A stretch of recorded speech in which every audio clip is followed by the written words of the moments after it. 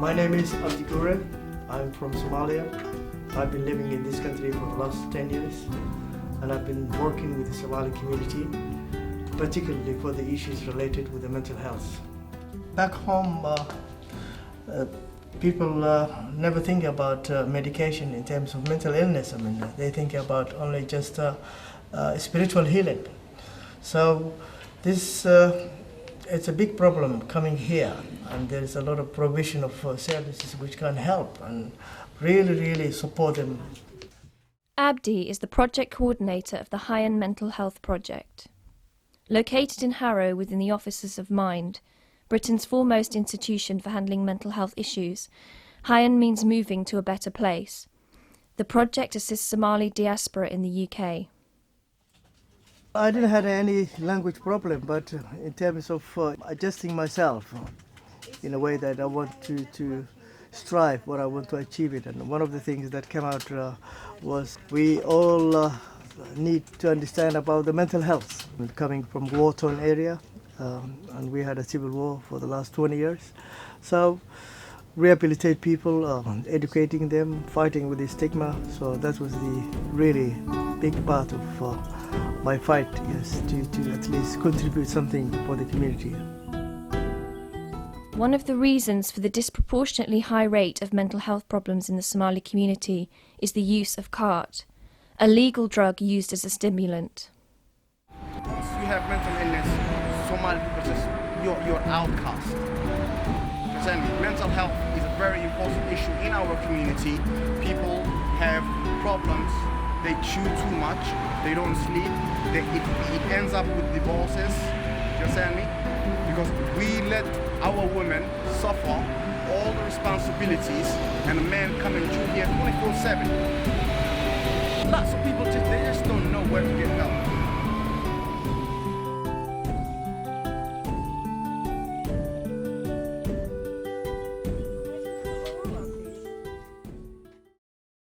I had a lot of people, breaking down. I've seen it so within the community, and they didn't have a clue where to go and how to get support.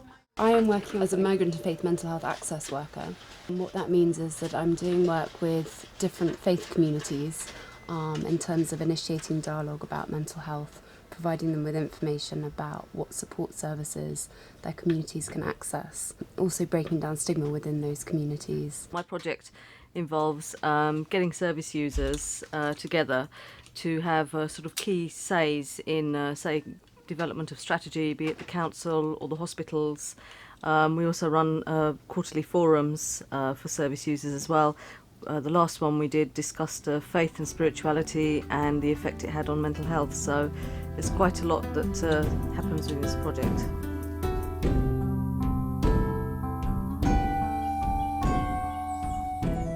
The Hayaan project organises workshops to allow members of the Somali community to talk through their problems around a certain topic.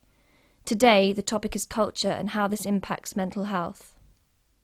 For today's workshop, we have here Christelle. She's my colleague. She will introduce herself, and she has chosen a topic which is related for the culture. I find it's very important for everybody to kind of really explore cultures, whether it's your own culture or the culture of other people.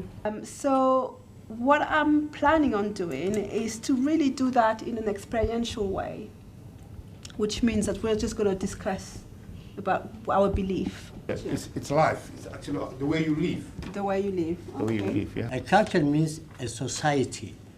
A society which have got in a very good directions with their culture, starting from food to the way of their dressing. Almost 50% of the way we live comes from the religion.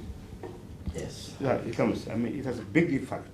We have, for example, an Islamic culture, which we share with a lot of other Islamic communities. The three of you, those three here, Yeah. and you think about yourself as refugees living here.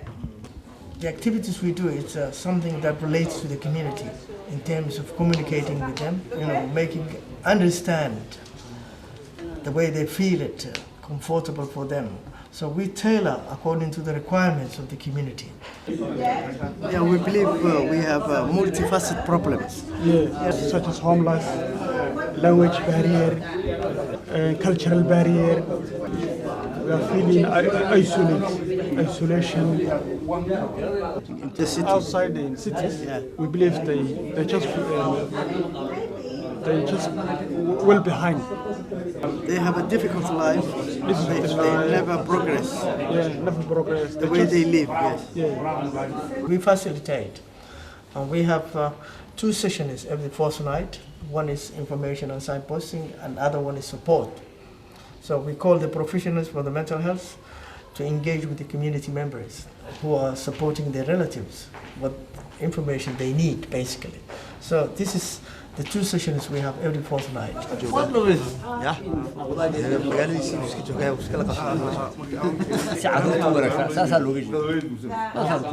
Because of the language, because of the stigma, because of the non-understanding about how the mental health system works here, people are, confined with their homes, with their families and relatives, and the relatives and the families suffer tremendously. So that's why we are trying to organize this kind of training and workshops in order to educate better and equip the people the skills they require. If we met anybody who's a refugee today, and they come from Somalia today, we would just automatically think, people are automatically think they don't know nothing. Okay. Yeah, they can't speak the language. So that's what people are able to think. The person who is disabled, whether he is blind, whether he is integrated with our society. We keep care of him the way that we are giving family, the way we give ourselves care. And it sounds like it's something that you're very proud of. Yes, of course.